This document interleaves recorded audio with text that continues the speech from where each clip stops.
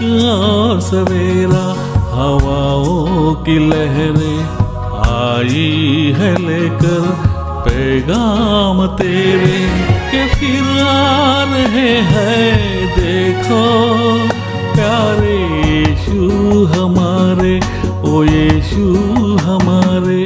प्रभु यीशु मसीह के सर्वश्रेष्ठ नाम में आपका अभिवादन। पवित्र शास्त्र बाइबल में याशाया के 53वें अध्याय के 3 वचन में यीशु के दुख सहने के विषय में ऐसा लिखा है, वह तुच्छ जाना जाता और मनुष्यों का त्यागा हुआ था। वह दुखी पुरुष था, रोग से उसकी जान पहचान थी और लोग उससे मुख फेर लेते थे। वह तुच्छ जाना गया और हमने उसका मूल्य न जाना।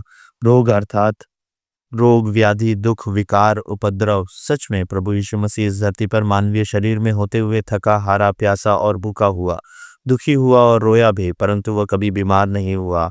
उसके अनेक संकटों और तूफानों का सामना किया, परंतु उसे कोई रोग नहीं हुआ। इसके विपरीत इस धरती पर रहते हुए उसने अनेकों के रोग, बीमारियां, पुराने रोग, विकार और अपंगता कभी शब्द से, कभी स्पर्श से, तो कभी कीचड़ लगाकर ठीक किए।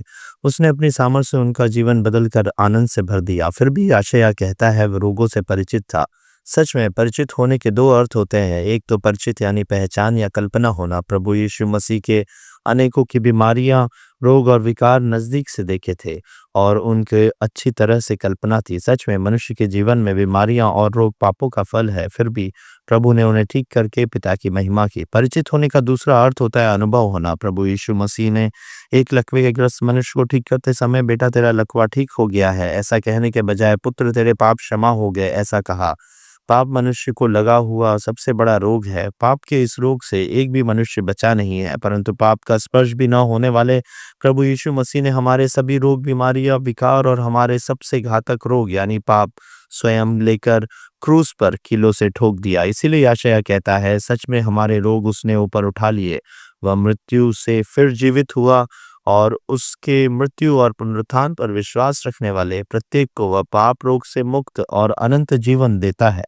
पाप को भी यह मुक्ति और जीवन मिले, यही परमेश्वर के चरणों में हमारी प्रार्थना है। प्यारे यीशु हमारे, ओ यीशु हमारे।